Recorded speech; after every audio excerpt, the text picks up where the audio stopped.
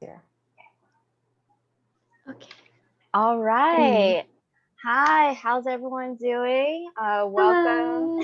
Hello. Hi. Hey, welcome to Tea with Tiffany, where I interview uh, entrepreneurs, hustlers, and also small business owners. And today we have a very special guest with us.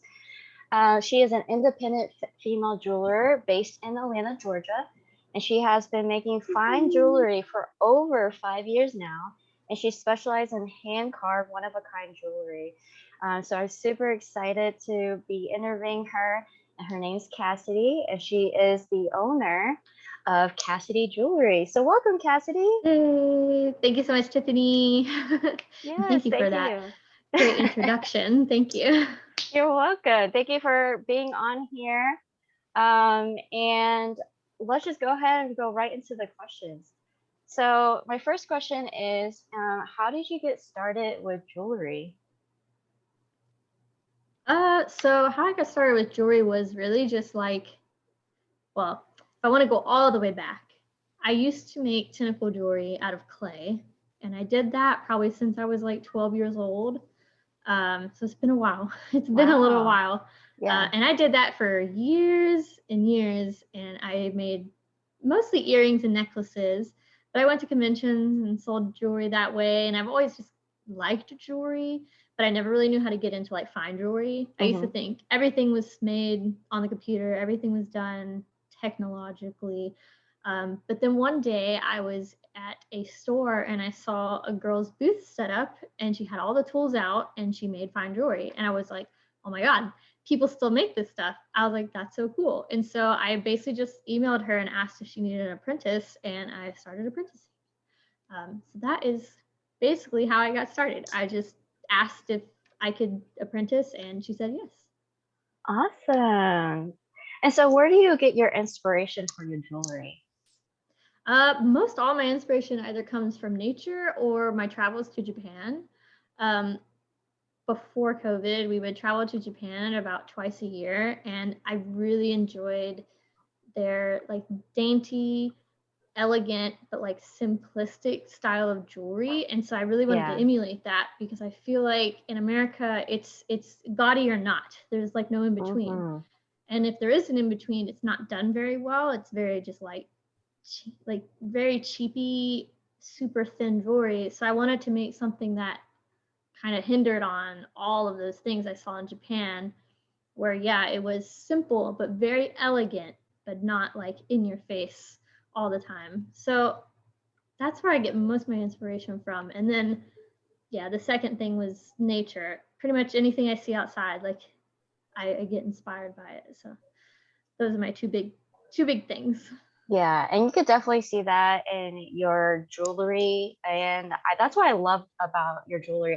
Mm. We first met through my sister, and I got to see like the evolution of like how you made your jewelry from what it was before to what it is Mm. now, and I really do like Yeah. how it's very like very like thin, but also like very Mm-hmm. well made, and you put a lot of thought into it, Thank you. which is why I reached out to you for my engagement ring and my wedding ring, and we had such a fun process on that. And then also you are very open to like making custom jewelry.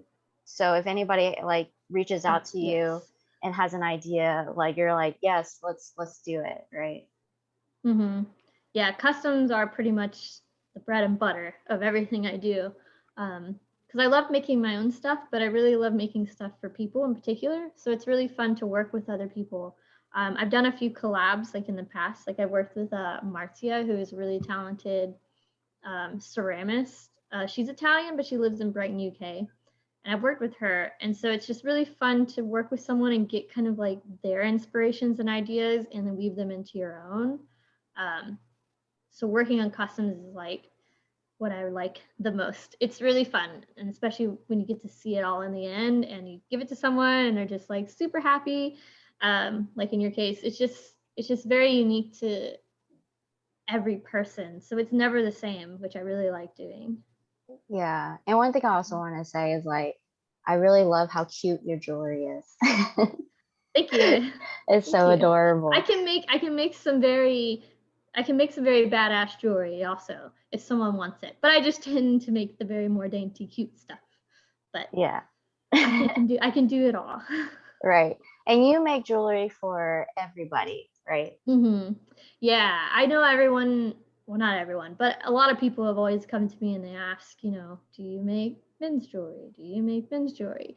And I guess to me, it's just hard because like I've worked in a lot of like high-end jewelry sales and I've been a bench jeweler at stores before. And I don't know. I would like to grow away from the gender norms of jewelry because I don't like it because I see people all the time that are just like I really wish I could wear that but it's like too dainty or it's too big and I'm like it's just jewelry, you just wear it, like don't worry about what anyone else is thinking, you just enjoy it. It doesn't, jewelry is not made for one person, it's just made to be worn. So yeah, Yeah. I make jewelry for everyone. Yeah. So you make rings, right? Mm-hmm. But you also make other types of jewelry too, right? Mm-hmm. Yeah, rings are just the primary. Like, I'm very surprised because me personally, I buy a lot of necklaces. I always wear necklaces, I always change my necklaces out. I do not change my rings out very often. I do not change my earrings out very often. So it was kind of a surprise to gravitate mostly all towards rings because that is pretty much what everyone wants to buy. And I really enjoy making them now. Because there's just so much versatility in it. But I mostly make rings, but not by choice. It's just Choice. kind of what I'm comfortable doing. Yeah. But I make everything. I can do bracelets too, dainty style. Sometimes they're not the best longevity wise, and I like making jewelry that lasts. So I don't do bracelets as much, but I can do them. I just suggest that they are not so dainty if we do a bracelet. Yeah. Okay, awesome. So would you talk like step by step talk to us about like how does like one reach out to you and what's like the process of going through like a custom made jewelry with you? Mm-hmm. So if someone wanted me to make like a ring for them, for example, what I suggest is either emailing me, texting me, or reaching out on Instagram. Those are probably the three best ways to contact me. And usually from that point, I kind of just determine maybe a budget and what kind of stones we're looking at and what kind of styles maybe inspire you or that whoever is the recipient of whatever piece of jewelry we make likes. And then from that point, I'll usually make like a sketch. We can kind of go back and forth on designs and ideas about it, update the sketch. And then once we kind of have an idea, then I make it in wax. And so the wax carving process takes probably the longest time. It's really where you get to make any changes at any point. So I can show it to the person throughout carving it in wax and say they want to move stones. They can totally move stones like anywhere along the ring. We can kind of change the shape. They can change thicknesses. Um, that's really where a lot of the customization comes in and a lot of the artistic elements on my side come in. And then after we finally have a design in wax that we both like and we both think looks good and that I can assure you that it's going to last and it's going to be a beautiful piece of jewelry, then I cast it in either like white gold, yellow gold, rose gold, or I can do a few other metals. I don't usually work with silver, but I can do like platinum and palladium. Um, but so then we cast it in your desired metal. And then after that, I set all the stones and I finish the jewelry and then I deliver it to the recipient. And it usually takes about 5 to 8 weeks from sketch to delivery, but sometimes it can take a little longer depending on how many changes we make along the way. Yeah, and I like my experience with you was amazing. Like I had such a great Thank time. Like I was stressed about everything else on the wedding, but for some reason, you. like Yeah, dude, like the ring was not as stressful, and you made the like whole I got process you. enjoyable. Yeah. And you were very Mm, like you're very supportive in any like suggestions that I had. So really had a great time with thank you. you. I'm glad I made that process enjoyable for you because I know that when it comes to getting engaged or getting married or even just giving a gift to someone that it can be stressful. So I hope that I'm glad that that was not a stressful part of your Oh yes. enjoyable moment in life. Yeah, so I highly recommend anyone who's like looking for engagement and wedding rings to definitely like get in touch with you. And then what's your favorite, like during that whole process, like what's your favorite part? Oh, finishing it and being done. You're like, Because yes, then hallelujah. because then you get to see how beautiful and shiny it looks. Like that's the point where I'm just like, damn, this is a nice ring, or Yeah. that's when it's nice at the end. Um, my second favorite part would probably be carving it. That's really fun for me. Like it zaps hours away when I'm doing it, so it must be fun enough for me to do for hours at a time. Sorry if you hear my cat in the background. I do. Yeah, she can't hear, so she doesn't know that she's making all that noise. It's okay. I But thought my cat's like clawing at the door right now. yeah, but yeah, I finishing it is that's the nice part when you can see it all done. You're like, this is a nice piece of jewelry. Yes. And like seeing people's reactions, I'm sure. Yeah. Mm-hmm. Yeah. So what stones do you like mostly work with? I mean, I can work with almost anything, and I'll work with almost anything. There are some stones that I try to stay away from, which are softer stones. My ideal stones are sapphires and diamonds. I know people aren't, not all people, but some people aren't super crazy about diamonds. I believe that they are the best stone for jewelry. They shine the best. They're the hardest. They take heat. Like they're so nice to repair around and work around. I love, as a jeweler, I love diamonds just because like I'm not scared working around diamonds anymore. But when it comes to other stones, like yeah, I'm scared that you could break them or that you could scratch them. But a Yeah. diamond, while a diamond is not like impenetrable, you can crack it or shatter it. It'd be kind of hard to do, but you can do it. I'm not as scared to work around them, so diamonds are my favorite. That is interesting. I mean, I could kind of see that. Yeah. Like if you're trying to smooth it out or I don't know, do some cuts or something. Just diamonds are, I think they are the best for jewelry, longevity wise and everything. Like I'll always suggest a diamond if someone wants a piece of jewelry that's gonna last them a long time. Diamond first, and then Mm-hmm. I sapphires, and then like topaz. Sapphires are great because they come in every shade of the rainbow, and some even like come in bicolors and like tricolors, so they're really really pretty. Sapphires I would suggest next, just because multicolored, and they're a 9 in hardness, right below a diamond, so they're super good for jewelry and they'll last you a long time. Nothing else can scratch a sapphire except a sapphire, pretty much. So, or moissanite, which is kind of rare. You would come in contact with one like that, but yeah, Yeah. those two, diamonds and sapphires, those would be my two top suggestions for jewelry. Okay. And how often do you go to was it like the trade shows? Trade shows. Yeah. I try to go to trade shows at least like twice a year. Okay. There's one really big one that happens in Vegas once a year, and that one's probably the biggest in America. And then there's a few other ones that are really big. Tucson Gem Show, they have a mix of open to the public and also trade only. So that's a really neat place to go to just see tons and tons and tons of stones. Maybe not so much jewelry, but they do have jewelry there. But Tucson is really fun, even if you're just a normal consumer, to go and like see all that stuff. It is the largest gem show in the world. It's like a whole month. Wow. Yeah, it's huge. That is huge. Usually it's only for like a Mm. few days, but a whole month.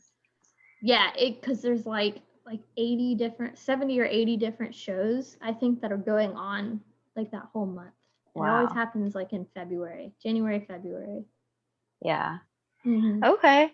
And like if somebody wants to get into like fine jewelry and making that Mm-hmm. and like kind of be in your shoes, what would you recommend them to do? I mean, I would recommend that you apprentice. Find someone or find a store that maybe is taking on an apprentice and you go there. Sometimes you may not get really what you want out of it. Sometimes you can maybe just use that as an avenue to get into jewelry. Jewelry is a little hard to get into, but you don't have to apprentice. to do jewelry, I think hands-on is like the best way to do it.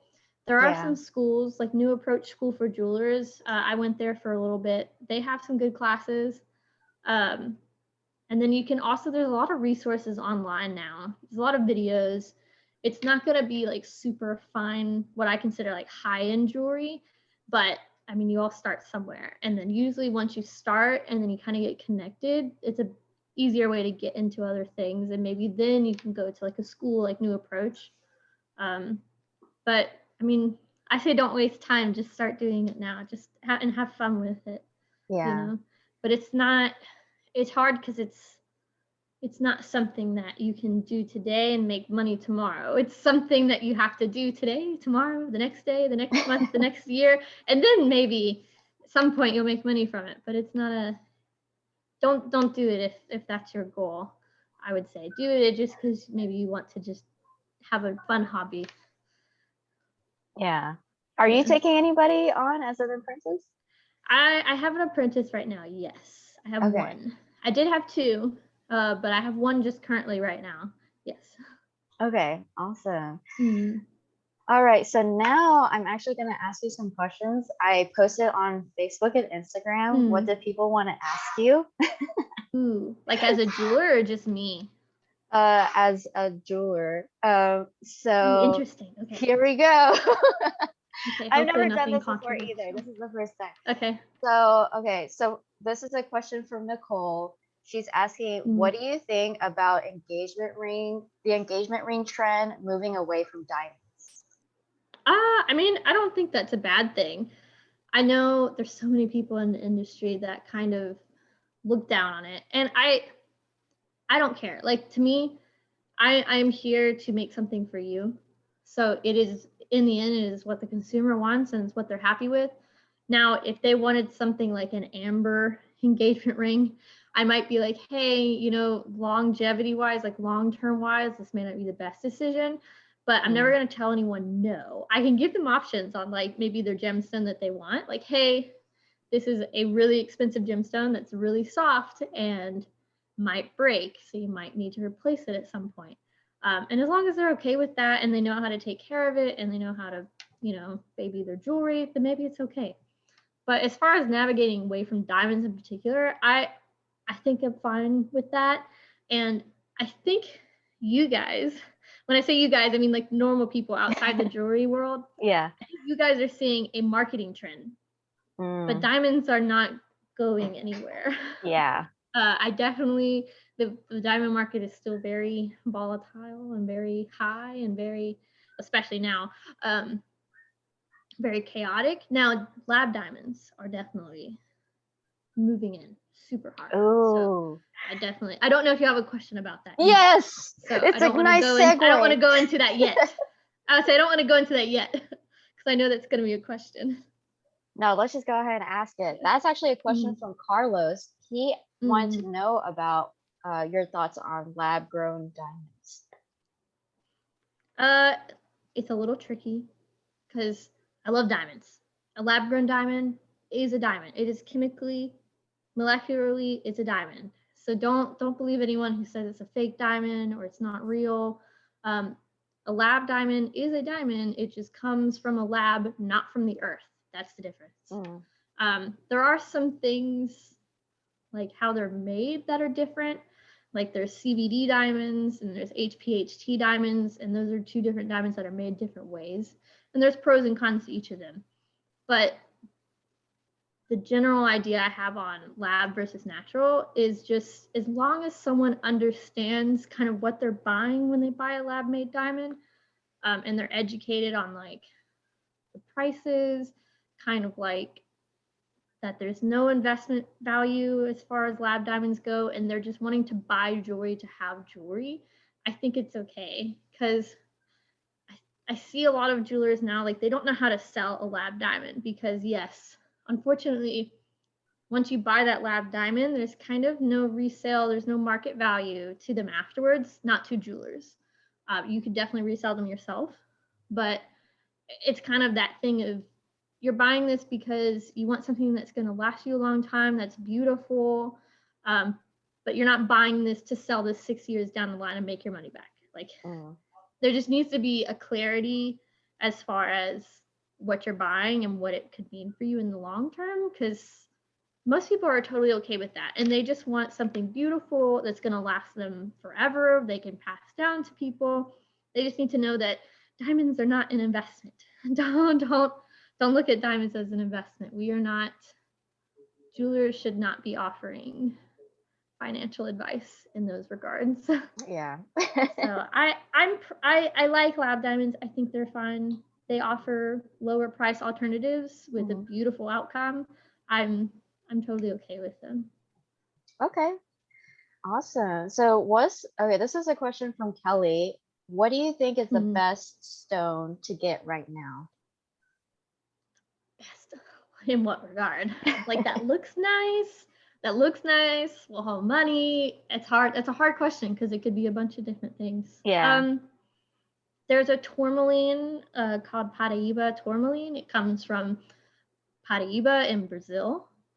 It's a rarest stone. It's super beautiful. It's like a neon blue color. You don't see it in nature very often. That's kind of a rarest stone that not a lot of people have. So that's a cool one if someone wanted to just collect something and have something that's really unique. They are kind of pricey, and there are some mines in Mozambique that have them, which kind of lowering the price a little bit because Paraíba from Brazil is more rare than Mozambique. So it's kind of oversaturating the market a little bit and making the price go down some. But Paraíba from Brazil, I guess if you wanted to buy a stone that, I don't want to, like I said, jewelers are not financial advisors. Right. If you wanted to buy a stone that kind of like holds its weight a little bit, Paraíba is really unique. Pink diamonds, blue diamonds, red diamonds. Although I feel like if you can buy those, you do not need to invest money in stones because those are very expensive. Those are the top 3 most expensive colored diamonds in the world. And the Argyle mine closed in 2019, I think, or 2020. I don't remember which year it was. And they were the largest producers of pinks in the world. So like there's not as many pinks that are going to be in circulation. You can find them. They're just really expensive. Other stones, I can't think of any other ones. I know Tanzanite has come down a lot in price. But Tanzanite comes from Tanzania, and they've been finding new veins of it and new sources in Tanzania, but sometimes it goes down, sometimes it goes up. I don't know. Hard to explain. A Colombian emerald, really nice one. Those are nice to have, but it's one of the things that, like, if you can buy these gemstones, you probably don't need to be investing money in gemstones. But I don't know. It's a hard question to answer. Yeah. I would say buy the ones that you like. collect Safest the answer. Yeah, collect the pretty ones. Okay, so the last question is actually something you touched a little bit, which is mines. So this person named Rochelle, she wants to know about mines, which is interesting. I guess she's trying to ask about like mining, maybe. Oh, mining. Yeah, she just asked mines. Well, a unique thing that's happened now is because we can go with current events, because Russia invaded Ukraine, unfortunately, awful thing that's happening. One of the sanctions that's happening is against Russia is we're not exporting diamonds from the Alrosa mine, which is a huge mine in Russia. It's making diamond prices go up, but it's fine because Russia deserves it a little bit, so let's stop making the money on these things. But like that's a unique thing about mines is that this sanction against the Russian mines, there's mines I'm talking about diamonds, but there's mines in Canada, South Africa, the one in Australia closed, but there are people over there trying to find new areas to mine in Australia. I wonder if they're curious about mining in terms of like controversy, which they might be. But I don't know. It's a hard question because there's I not much to know. go off of. Yeah. Or maybe like, You have to mine every type of gemstone in some sort of way. A unique thing is that there's an aquamarine mine, and I say mine loosely because you're not quite going in a tunnel, but there's a aquamarine mine in South Georgia called Hog Mine. Super awesome. I recommend it to anyone who'd like to go, and it's called rock hounding, where you go and search for gemstones or stones. They have aquamarine, rose quartz, quartz, and black tourmaline. So super awesome if you've never been there. It's a neat place to go. There is a amethyst mine in what's towards Augusta. I can't remember the name of it. It's like right in Washington, Georgia. They're not open as much, but there's a unique aquamarine mine in Georgia.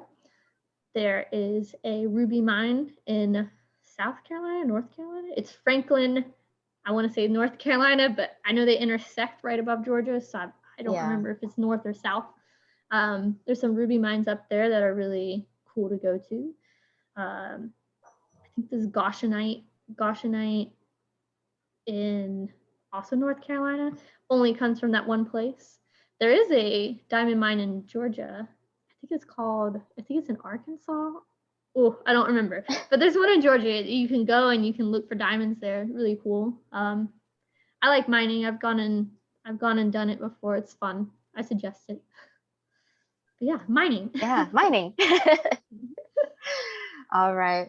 Well, that's literally all the questions that I had and everybody else had. So again, thank you so much, Cassidy, for coming on and answering all these questions. Oh, and I'm gonna link all your information down below so everyone can follow you on Facebook, right? Yes. You have Facebook, Instagram. I have a Facebook. I mostly use Instagram. Okay.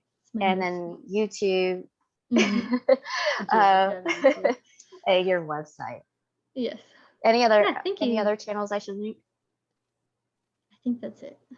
I think that's it. Awesome. Oh, and also, do you have a question to pose to the audience? I'd be curious what consumers look for in a jeweler. Do you look for like their showroom? Do you want them to like have ethical usage? Do you like just their style? I wonder. I'm curious. And do you care if they're a woman or not? I'm also curious about that. Wow, that's a really great question. I'm glad you asked that question. Woohoo! Yeah. All right. Well, I'll see you guys next time. And thanks for having me. Yeah, thank you, Cassidy.